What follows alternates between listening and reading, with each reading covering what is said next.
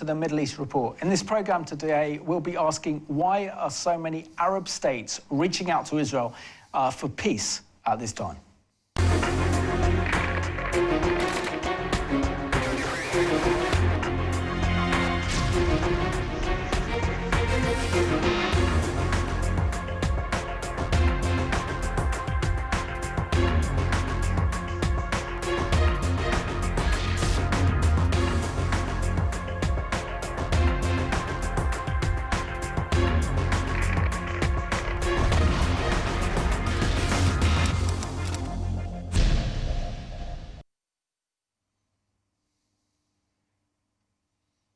Warm welcome to the programme. I have two special guests with me, joining me.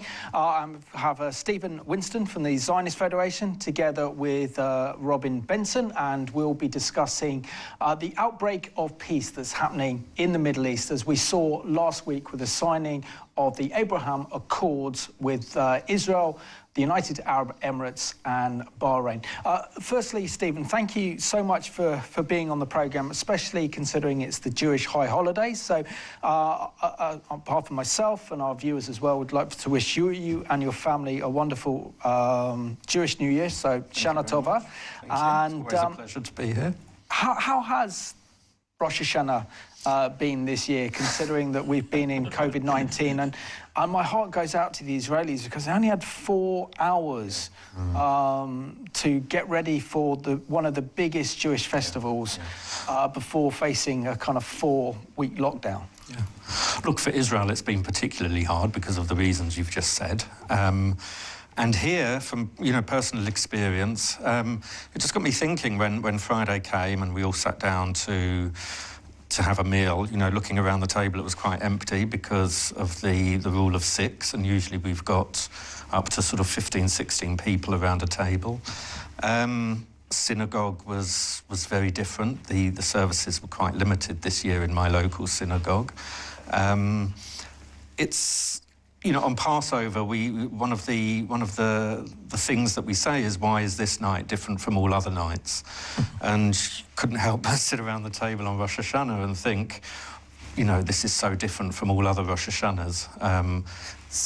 We've never known anything like this. But look, I think for most people it's very strange, but it's like everyone else in the country, across the world, we're making the best of what we've got. Absolutely. And it's in that spirit that we just plough on. Absolutely. Yeah. And Robin, good to have you back on the programme. It's only a couple of weeks ago we did a programme with Peter discussing the potential of a peace agreement with the United Arab Emirates. And then we see that Bahrain wanted to jump on, and before we know it, we have a big historic ceremony on the lawns of the White House, with all the pomp and ceremony attached to it. Were you surprised how quickly that this ceremony took place, and also the fact that Bahrain, within days, decided that they would step up with the United Arab Emirates to actually sign an historic peace agreement with Israel? Well, I think the last time we were together with Peter Baum, there was a hint that Bahrain was going to come on board, and there also was the faintest of a hint that there was going to be some sort of major signing ceremony. But I think it was a day or two afterwards that both of those announcements were officially, put out by the White House. So in that sense, it wasn't that big a surprise, but the whole thing in itself has been a surprise. I mean, again, we said the last time the three of us were together that nobody knew this was coming. Usually all of our governments, there are leaks these days. Somebody will let the cat out of the bag, and nothing happened. So they really kept a lid on this one, and it took everyone by surprise. Just all of a sudden, this is happening. United Arab Emirates, Bahrain coming in behind, and obviously the very strong hints that have been reinforced on the day of the signing and since then, that there are the potential. I think the last time I heard a number was 5 more Arab nations ready to come on board. So we're not done by any stretch of the imagination. And one of the things we pointed out in that last program was that because these nations are part of the Gulf Cooperation Council, the Council must have given its okay, because neither Bahrain nor the UAE would have gone ahead and done this without the... So that in itself then speaks to the fact that there are other nations actively considering coming in on this. Absolutely extraordinary. So let's look back to last week, and this is the speech made by the Israeli Prime Minister Benjamin Netanyahu, who becomes only the third Israeli Prime Minister to actually make peace with an Arab nation.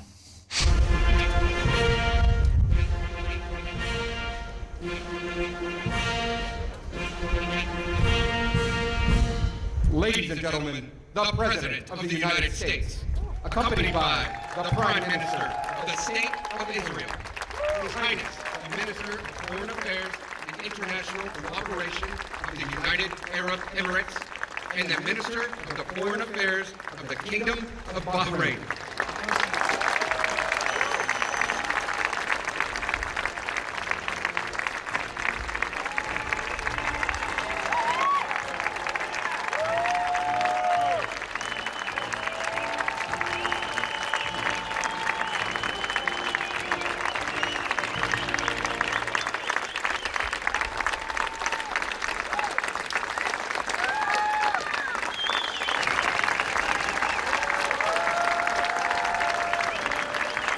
Our dear friend, President Trump, First Lady Melania Trump, thank you for hosting me, my wife Sarah, and our entire delegation on this historic day. I want to recognize Vice President Pence, Secretary Pompeo, National Security Advisor O'Brien, and other cabinet members, Jared Kushner, Avi Berkowitz, Ambassador Friedman, and other members of the President's able peace team, senators, members of Congress, Israeli Ambassador Ron Dermer, his Emirate and Bahraini counterparts, as well as all the dignitaries gathered here on this sunny day. I want to also express my gratitude for all the Israelis who've worked for years, sometimes in less sunny climes, to bring this date, and I thank each and every one of you. Thank you.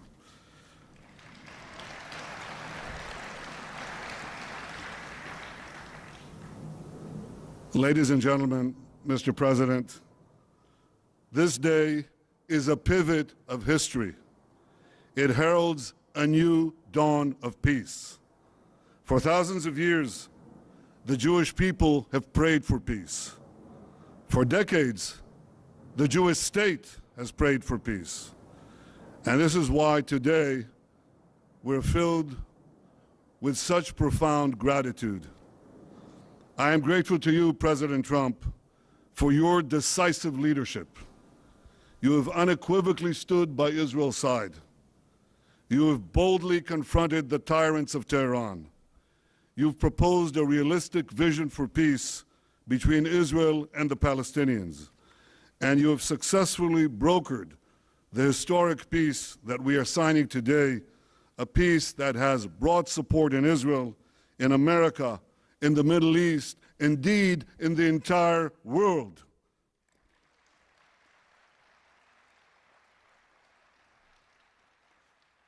I am grateful to Crown Prince Mohammed bin Zayed of the United Arab Emirates and to you, Foreign Minister Abdullah bin Zayed.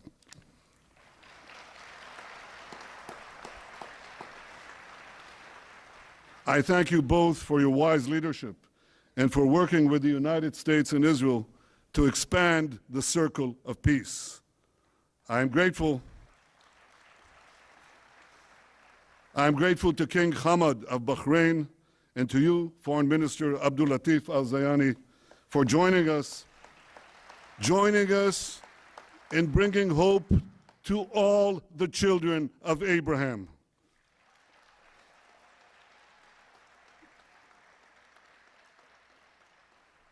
To all of Israel's friends in the Middle East, those who are with us today and those who will join us tomorrow, I say, Assalamu alaikum. Peace unto thee. Shalom. And you have heard from the President that he is already lining up more and more countries. This is unimaginable a few years ago, but with resolve, determination, a fresh look at the way peace is done, this is being achieved. Thank you, Mr. President.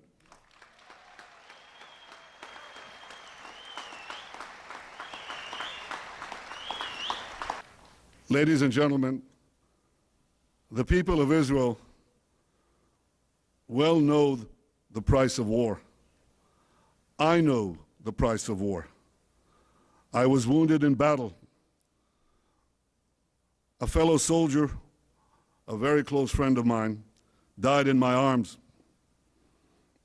My brother Yoni lost his life while leading his soldiers to rescue hostages held by terrorists at Entebbe. My parents' grief over the loss of Yoni was unrelieved until their dying day. And over the years, when I've come to console the families of Israel's fallen soldiers and victims of terror, I have seen that same grief countless times. And this is why I am so deeply moved to be here today. A truly historic moment that took place last week on the lawns of the White House as Israel, the United Arab Emirates and Bahrain signed the Abraham Accords. Stephen, this is the first time that Israel has made peace with her Arab neighbours, i.e. Jordan. That was back in 1979. Sorry, Jordan was 1994 and Egypt was 1979. And so it's been a long time since we've seen Israel sign a peace treaty. But the main difference, I think, between the peace treaties with Israel's neighbours, i.e. Egypt and Jordan, and that of the Gulf states, is that the one with the Gulf states is a warm peace, as the Jordanian and Egyptian peace is a cold peace. What do you think that means for Israel, that the Bahrainis and the Emirates want to reach out to Israel in a genuine, warm, cooperative peace that involves normalization and allowing so much cooperation on military, on science, technology between those three nations? Look, I think what it means for Israel is what they have compromised on. So they have given up on their plans to extend their sovereignty into the areas of Judea and Samaria, the West Bank, and the Jordan Valley.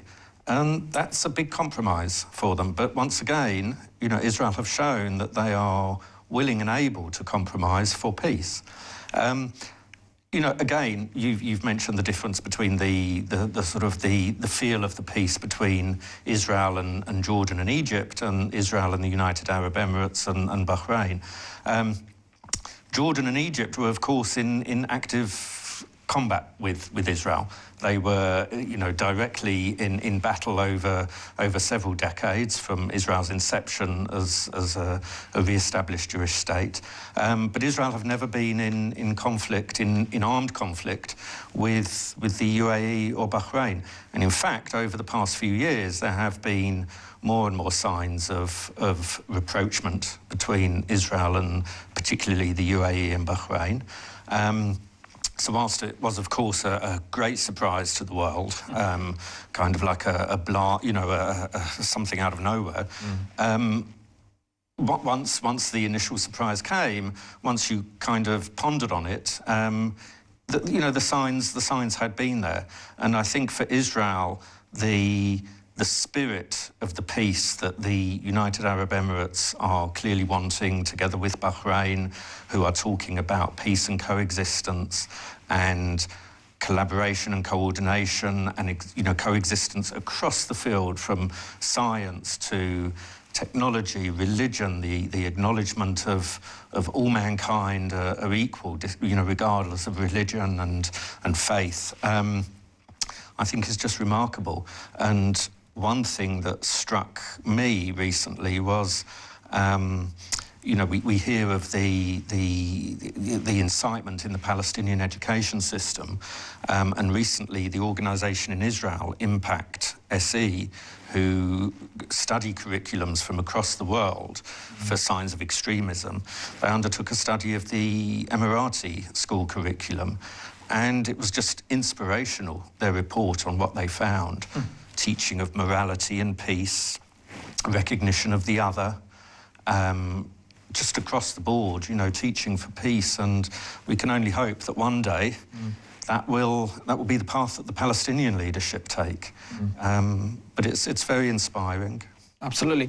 And I just got a copy of this magazine, which is a superb magazine called the ZF Connect, and this is the leading Israel advocacy magazine in the UK, produced by the Zionist Federation. And there's an article you got in here. I've only just seen it now, so I haven't had a chance to read it, but saying that Pakistan could be next to sign a peace treaty. I mean, if that happens, that'll be absolutely historic, knowing Pakistan's linked to Al-Qaeda and the Taliban, and then to go full circle and actually reach out to peace with Israel be extraordinary. Well, that article is written by a very well-known Pakistani gentleman, Nur Dakhri, who is an absolute wonderful proponent for Israel. He is an ardent Zionist. He created something called the Pakistan-Israel Alliance, and he's very highly qualified in counter-terrorism. In his article, his opinion is that very much that the benefits to Pakistan far outweigh the shortcomings to making peace with Israel. It's a very interesting piece, and I would urge everyone who has the time to read it to go online to our website, www.zionist.org.uk, click on the resources tab, scroll down to ZF Connect, and you can choose our current edition to read it all online. Definitely, we appreciate that, thank you. And Robin, I know that amongst evangelical Christian circles, there's a degree of caution when it comes to this peace agreement, because we know about the book of Daniel and the book of Revelation and the final peace treaty that Israel will sign with the one world leader. But also that Israel has made a different peace treaty with the likes of these two Gulf states. So in your viewpoint, what do you make of this historic peace agreement between the United Arab Emirates and Bahrain and with other Arab states? I think, as Stephen has already pointed out, this is something to be welcomed. You have nations who, for decades, as a group, you know, the Arab League in particular, have ploughed this furrow of not recognising Israel, no negotiations with Israel, nothing to do with Israel. And yes, things have been going on quietly behind the scenes with Israel and some of these nations, but to come forward in the way that they have, and in many respects, you know, put their life on the line. I mean, I think of the Bahrain situation, where actually Shia Muslims are in the majority in that nation, so the Sunni leadership have actually taken a risk, in my estimation, in going down this route, because you can bet your bottom dollar that Iran will feed into that unease with the Shiite population, but we'll see where that goes. So overall, it's something to be welcomed, of course. But any sort of real warmth in relationships, as we're seeing here, is to be welcomed. But I can understand also the sense of caution that there is amongst evangelical Christians over this whole thing. Because in the past, there have been treaties and agreements made. You know, I mean, I'm not putting it on the same par, but a couple of weeks ago, Hamas made an agreement with Israel to send no more rockets out of the Gaza Strip. Well, the day of the signing, literally as the signing was going on, there was a barrage of rockets were sent. So it's the whole issue of trust. And folk in the evangelical community, I think, probably have learned the hard way to be a little bit more skeptical. You've mentioned biblical prophecy. There's that factor in it as well. I'm sure the Bible prophecy twitchers will be twitching at a furious rate, trying to figure out what all of this means. So within the overall context, it's great. But let's see where it goes. This is just the beginning. Benjamin Netanyahu has, as you pointed out, Stephen, has put a complete block on this extension of authority into what we call, what the world calls, the West Bank. He will pay a political price for that, because he's promised it repeatedly in general elections. Now, if he feels pressurized to at least move in that direction, even if it's a token gesture, what will that do to this peace agreement? Sure. You know, so there are lots of factors that come into play, and we just need to see how it works out. Absolutely. But it's great. As an initial move, it is radical, and it's great. So let's have a look at this inspirational speech made by the Foreign Minister of Bahrain towards Israel. Today's agreement is an important first step, and it is now incumbent on us to work urgently and actively to bring about the lasting peace and security our peoples deserve. A just, comprehensive, and enduring two-state solution to the Palestinian-Israeli conflict will be the foundation, the bedrock of such peace. We have shown today that such a path is possible, even realistic. What was only dreamed of a few years ago is now achievable, and we can see before us a golden opportunity for peace, security, and prosperity for our region. Let us, together and with our international partners, waste no time in seizing it. Thank you. Absolutely extraordinary events that we are witnessing in these times in which we're living in. Steve, I have to ask you, as a British Jewish person, also as a Zionist, what does this peace agreement mean to you, and what kind of message does this send out to those Israel haters? Well, to me, as a British Jew, as a Zionist, it's just heartwarmingly welcome. And when you reflect on the words coming from the Bahraini foreign minister and the UAE representative, it seems very genuine. And there's a lot of talk in there about peace. And of course, they're still standing by their pledge in the Arab Peace Plan, the Arab Peace Initiative, that, you know, they want to see a two-state solution. So I think, but it's very clear for them that, you know, they no longer see the Palestinians as holding a veto for when peace can be made. And I think that's a very important step.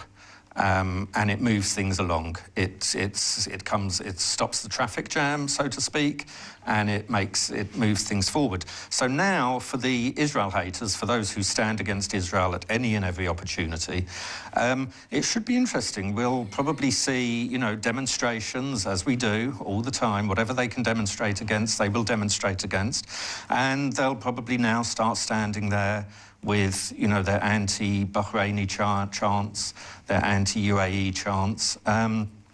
You know, so anti-Zionists sort of being quite anti-Arab states should be quite an interesting spectacle to see.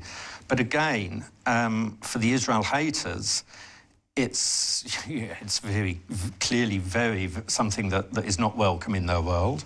And it just goes to show, I think, that they're not after peace. They're after the total dismantlement, destruction, whatever language you want to use, to just see Israel disappear. And like the UAE and like Bahrain and like the other brave Arab states who no doubt will follow soon, they're basically standing up and saying, Israel is here to stay. It's not going anywhere. The Palestinians aren't going to go anywhere either, and that is an issue that has to be resolved, but resolved through negotiations, not through armed conflict. And so the message to the Israel haters is that, you know, you're just warmongers. You're just wanting chaos and conflict, and you don't really care about the Palestinians. And Robin, now surely that the Israeli Prime Minister Benjamin Netanyahu has actually secured his place in history. He joins an elite group of two other previous prime ministers that have made peace with Arab states, Menachem Begin with Egypt in 1979, together with Yitzhak Rabin with Jordan in 1994. What do you put his leadership qualities down to? Because not only has he done that, but he's also essentially rescued Israel economically by reducing the money that Israel spends on its GDP on defence, and allowed Israel to be more competitive and encourage this startup nation miracle that sees Israel at the forefront of modern technology. Yeah. I mean, I think into that play we have to bring the COVID situation, because that is hammering Israel's economy like it's hammering our own. But setting that aside, I think there are several factors. I mean, he's really born. You know, he's not an Olim that's come in from the outside and risen up to this position. As he mentioned in his speech there at the White House, he served in the IDF. That has kudos with a good proportion of the Israeli population. I mean, the whole family history has a resonance in the Israeli population.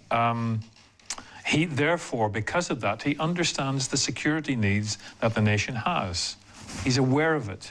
And he knows the threats, he understands the threats, and he's not afraid to speak to the threats and to make the rest of the world aware, particularly the Iranian threat, and Hezbollah and all the associated allies. Plus the fact, I think for him, he's had the added benefit that he lived and worked in the USA. And he's fluent in English. And you, Steve, we've been at meetings where Israeli politicians come to the UK, and bless their hearts, is almost every other word. Bibi is fluent. Yeah. He is a great communicator. And he knows, I don't mean this disparagingly, he knows how to play an audience. He knows how to speak to the strengths and the connections that Israel has with any given audience. And he's a tough cookie when it comes to negotiations, and he's a tough politician. So you put all of those factors together, I think, and you have the man who is at the head of the Israeli government at the present time, with all the other things that are going on in the background. He still is there holding his course and able to hold his ground, hold his own on the international scene. Extraordinary. And to think that after the Six-Day War of June 1967, in October 1967 at the Arab League summit in Khartoum, we had the famous three no's: no peace with Israel, no negotiations with Israel, and no reconciliation with Israel. What a turnaround that we're seeing now, particularly with the Arab states warming to Israel, seeing that Israel is the most stable nation in the entire Middle East. And what's disappointed me the most, I think, regarding everything that we've seen, is the lack of mainstream media coverage on this one. Because what we saw last week on the White House lawn was nothing but historic. And if President Obama had facilitated those peace talks, this would have made front-page news. This would have been the number one news item, despite COVID. Do you think because it was President Trump initiating this peace initiative that he doesn't really get the credit that he deserves, and also the media not wanting to give him praise, knowing they're only weeks away from the presidential election? Yeah, I think that's definitely the crux of it. I think there's other things at play. I think there's a degree of scepticism around this peace that we're seeing materialising. You know, on one hand, it's very strategic. The geopolitical situation in the area in the Middle East has changed over the years, and now you've got Arab states firstly recognising that Israel is a permanent fixture. They're recognising its military might, its military prowess in the region, its economic stability, its economical prowess, its innovation that is quite literally helping humanity. And I think the media perhaps a little sceptical that, well, have the UAE, have the Emiratis, and have the Bahrainis woken up all of a sudden loving Jews and loving Israel? The answer is probably not. It's very strategic, the peace, but you know, it's got to start somewhere. Peace has got to start somewhere, and it started with the UAE signing, and Bahrain will soon follow with a formal agreement. And I think we can see that both countries are very much willing to invest heavily in a warm peace that will be maintained throughout. Yeah. I think another factor that I've read in one or two articles is also you've got a young leadership in many of these Gulf state nations who want to be seen to be throwing off the old repressive, almost extremist viewpoints. So that plays into the willingness to sit down and do the negotiation and come to these agreements. And that's a factor as well. It's a look forward to, you know, it's a nod to the younger generation and wanting to secure a better future for their younger people. And, you know, like we all know here, no one's going to argue against it, that the Palestinian leadership need to take a leaf out of their book and think about their younger generation. Well, it just makes them think, what camp are they going to be in? Are they going to be in the camp of their fellow Arab Sunni brothers, or are they going to go further into the extremes of joining Turkey with President Erdogan and the Muslim Brotherhood in Qatar, or will they then just be under the control and the influence of the Islamic Republic of Iran? It's a choice they have to make, but the damage they're doing to their own relations with the Arab world is could be irreparable. I really want to bring in, Robin, President Trump, primarily because he's the one, his administration brokered these deals. There are more nations to follow. But what's extraordinary as well, that he's also been nominated for the Nobel Peace Prize now. And that off the news, he's also brokered a peace agreement between Serbia and Kosovo. And as a result of that, he's asked them to move their embassies to Jerusalem. What do you think this change of policy from his predecessor, Obama, has actually encouraged and empowered these Sunni moderate Arab states, not only to reach out to the United States, but also to reach out to Israel to make peace? Well, I mean, we all have our issues with President Trump. I'm sure that's true of the three of us sitting in this studio. But the thing is, the man is not a politician. That's why he's been able to make the decisions and the progress, as it seems so far, because he's not a politician. He doesn't do things like politicians do them. You know, there's the old expression, he thinks outside the box. And he's, you know, he calls himself a deal maker, and it's true. So he approaches the whole issue of negotiation from a completely different viewpoint altogether. And I think we also have to acknowledge that he's got a really good team around him.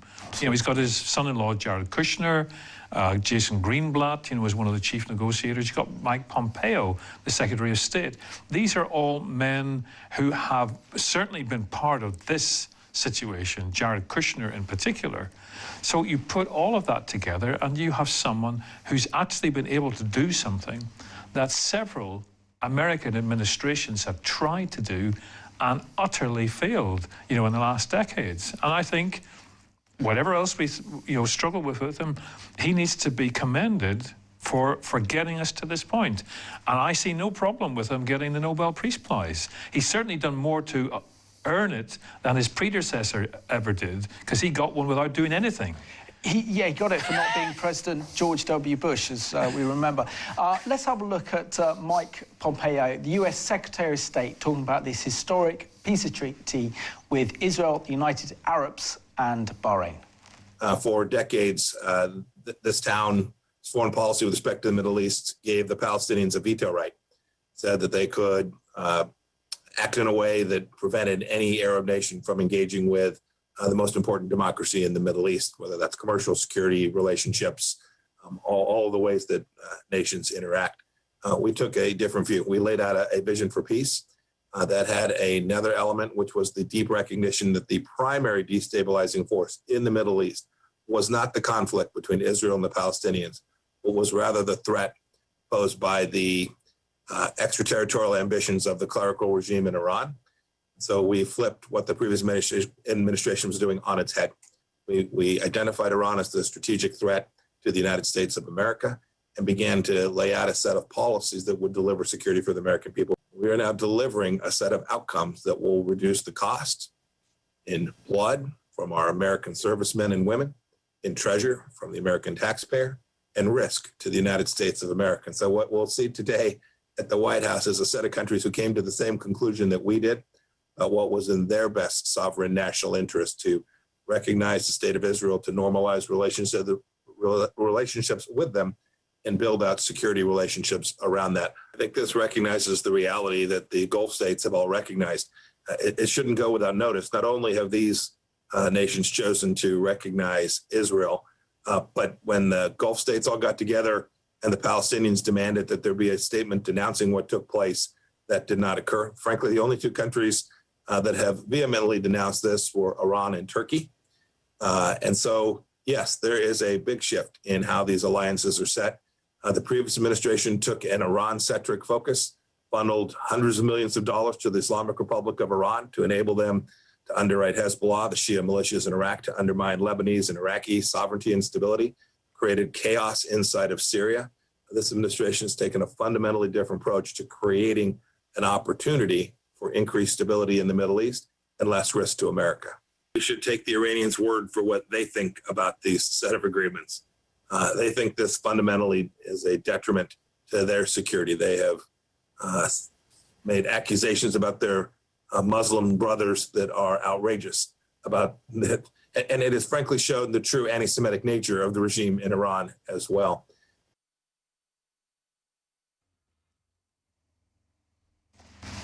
And that was the evangelical Christian Mike Pompeo, Secretary of State, discussing the recent agreement between Israel, Bahrain and the United Arab Emirates, and how he's framed American foreign policy differently than his predecessor, President Obama.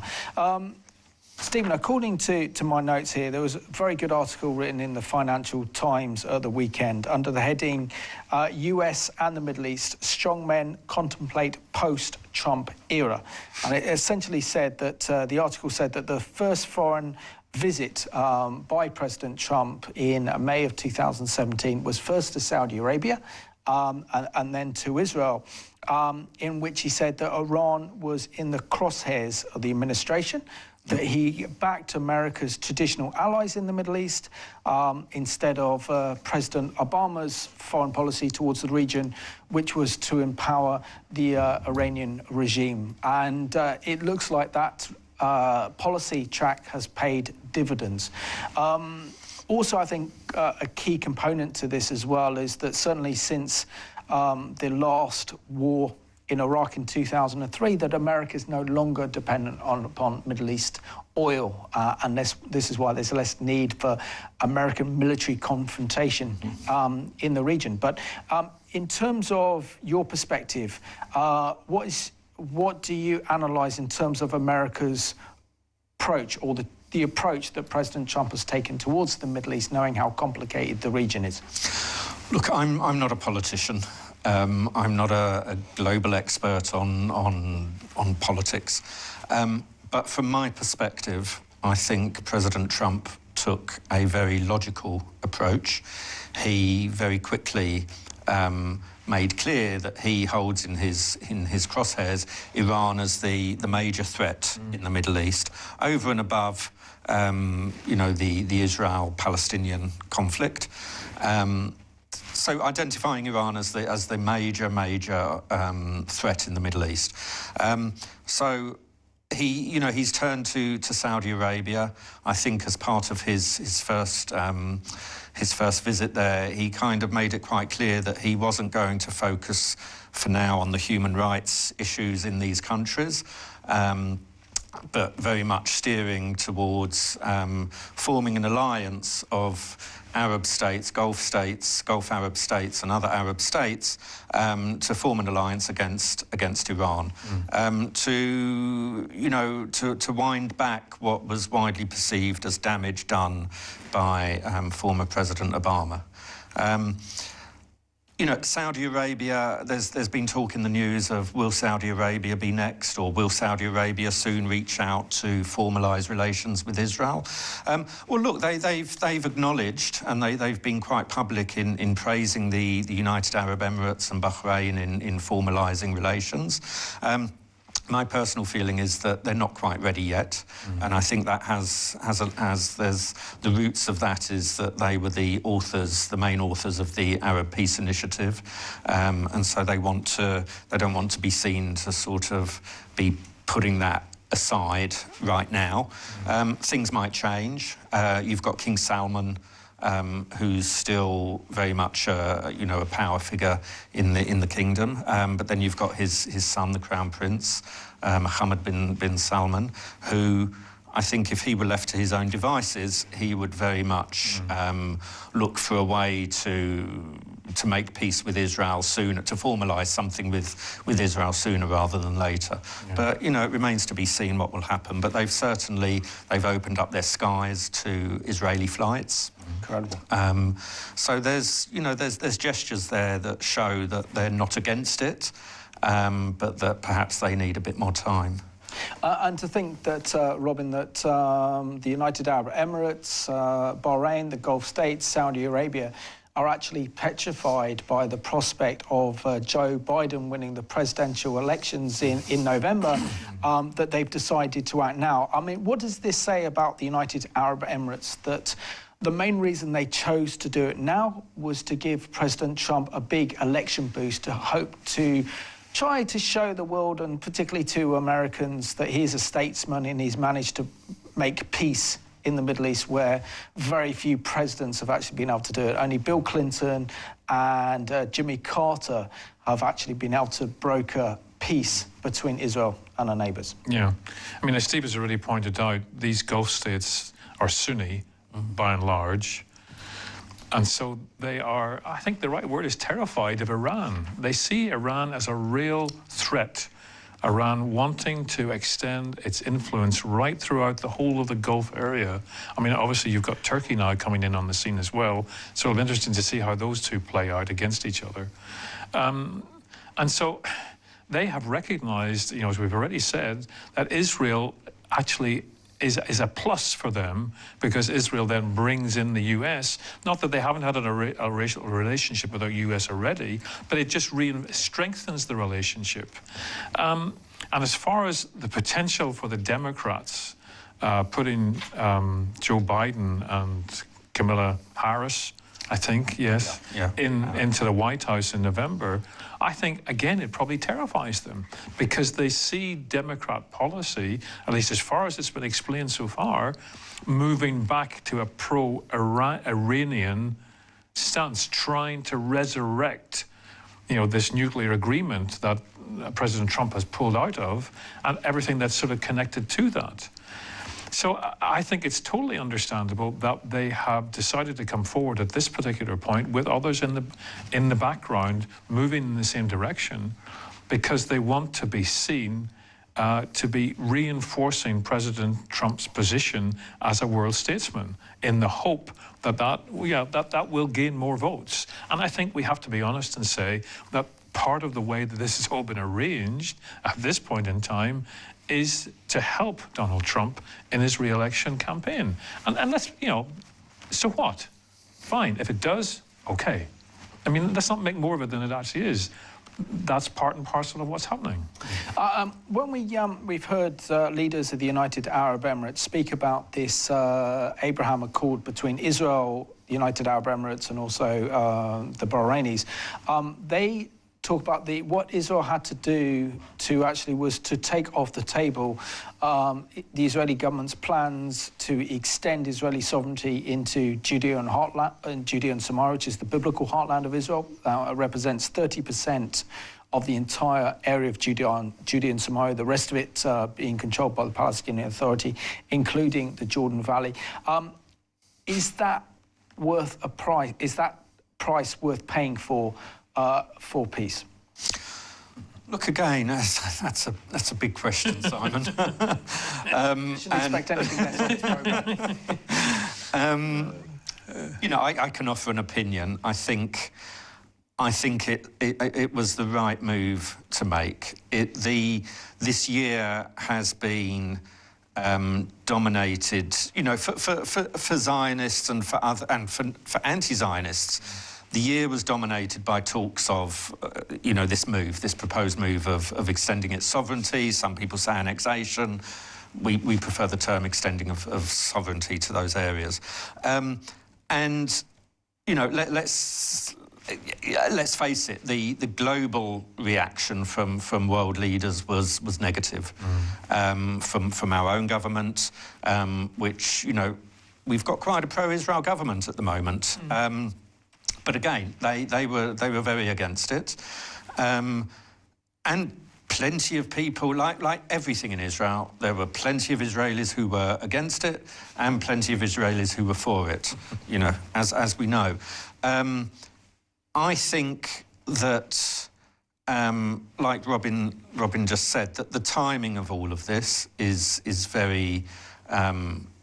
we've got to consider the timing of it. You know, President Trump the Americans are going to elections in a couple of months. He wanted to have something under his belt to secure another term. But ultimately, you know, the UAE and Bahrain have not, you know, they've come and they've extended their hands in peace to Israel, and it looks to be very genuine. And I just think that it's got to be embraced for what it is. And like you said, let's not all make too much of it. Yeah. It is what it is. It's here. It's happening, and it can only, you know, the sooner it all gets signed, which it's been signed for the UAE, it's going to be signed for Bahrain. The sooner it happens, the better, and the more we can move on with it all. And Robin, there was a very interesting article published in the Sunday Times that talked about how Turkey is trying to facilitate a government of national unity amongst the Palestinian Authority between Fatah, which is the main faction belonging to the PLO, and the Islamist terror organisation Hamas. And the only conclusion you can actually possibly make from this is that is Turkey trying to prepare the Palestinians for a third intifada against Israel in rejection to this historic reaching out to peace by the Gulf states? I mean, I think that could be a possible extreme outcome of such a reconciliation. But to be honest, I think it's more just Turkey trying to extend its... Turkey and the Muslim Brotherhood in Qatar are, I suppose, the main counterbalance, if there is such a thing, of extremism to Iran in the Middle East. So it's Turkey trying to get its foothold or broaden its footprint in all of that. I mean, I said to you before we started the program that I came across another article on the Arab Weekly, which is a London-based Arab publication, who come out quite clearly and say that there's no likelihood of these two groups ever. Their leaders are reconciled, so they'll shake hands and say hello to each other and talk to each other, but the two organizations will never work together because neither one is prepared to give way to the other. They've been at loggerheads for 13 years, killing each other for 13 years. And so it's highly unlikely that anything positive will come of it. But you see, the thing is that Turkey is seen to be on the international scene, trying to bring about reconciliation. So Turkey gets a boost from it, even though it's actually meddling with Cyprus, it's meddling with Greece, the whole oil, gas exploration at the eastern end of the Mediterranean. Turkey's becoming a threat to the development of that. So, yeah, we have sort of ignored Turkey, I think, for far too long. We've observed them, they're moving further and further into the extremist camp with almost every election. Now they're making themselves known in ways that actually should be ringing alarm bells for everybody, particularly since Turkey's a NATO member and everything that goes with that. So we need to watch this and see where it goes.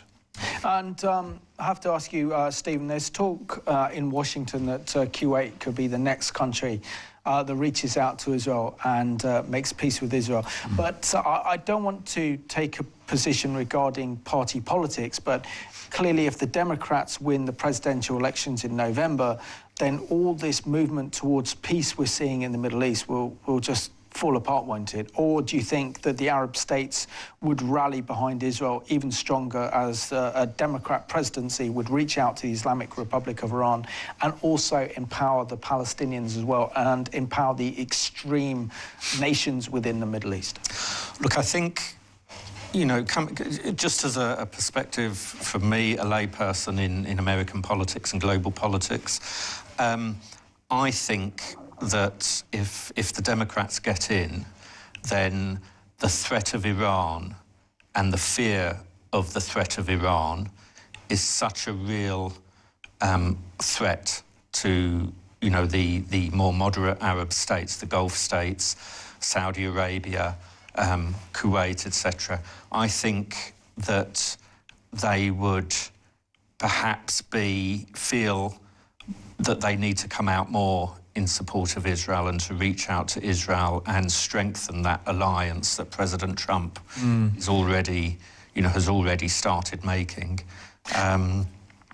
Because, sorry, because no doubt, if the Democrats get in, then they will be looking to further empower Iran. Yeah, but I think, I mean, I would agree with you, but I think there would be such pressure. There would be such pressure on a Democrat administration not to be seen to be undoing peace treaties. I mean, that would just that would undermine American credibility on the international stage in a way that a lot of other things would sort of be let pass. So I think if Joe Biden does get in, he's going to be walking a tightrope with this one. Particularly if Donald Trump can bring on at least 2 or 3 or even more Arab states between now and the 3rd of November. I mean, that will put real pressure on the Biden potential administration. I mean, look, he's already come out saying that he'll leave the American embassy where it is in Jerusalem, that he won't, you know, go back on that. But like Robin says, you know, he's got a very tight line to walk, and for America in the global community to be seen to be undoing peace is not going to be a good look for the Democrats. Less than 2 minutes left of the programme, guys, so I have to sum up now, really. Stephen, how will the Israelis react to the signing of this historic peace agreement between the United Arab Emirates and Bahrain, but knowing that this is not a cold peace, but this is actually a warm peace? Look, you know, since that day back in August, I think it was August the 13th when the announcement was made, I've seen all sorts of things on social media. Israelis reacting so very heartwarmingly positive about the news. Israel has always wanted peace. That hasn't changed. They've become more sceptical of the Palestinians because of the leadership. But they continue to strive for peace, and this has really been welcomed. And you know, you've got Israelis all excited to go to Abu Dhabi, to Dubai, to, you know, and travel further their travel experiences. There's already talks of collaborative film festivals, etc. So I think it's great. Excellent. Well received. Stephen and Robin, thank you so much for being my guests on the Middle East Report today, and I want to thank you for watching this programme. Truly, what we're seeing in the Middle East today is absolutely historic. And to think that President Trump might also receive the Nobel Peace Prize, who would have thought that? But we've got to continue to pray for the peace of Jerusalem. We've got to pray for Israel's protection. And there's no doubt the United Arab Emirates and Bahrain as nations will be blessed, according to Genesis chapter 12, verses 1 to 3. So I want to thank you for watching today's Middle East Report. We're here this afternoon to change the course of history. After decades of division and conflict, we mark the dawn of a new Middle East. Together, these agreements will serve as the foundation for a comprehensive peace across the entire region, something which nobody thought was possible. For generations, the people of the Middle East have been held back by old conflicts, hostilities. These agreements prove that the nations of the region are breaking free from the failed approaches of the past. Today's signing sets history on a new course. Today, the world sees that they're choosing cooperation over conflict, friendship over enmity, prosperity over poverty, and hope over despair. They are choosing a future in which Arabs and Israelis, Muslims, Jews, and Christians can live together, pray together, and dream together, side by side in harmony, community, and peace. Once again, let me congratulate the people of Israel, the people of the United Arab Emirates, and the people of the Kingdom of Bahrain. God bless you all. This is an incredible day for the world.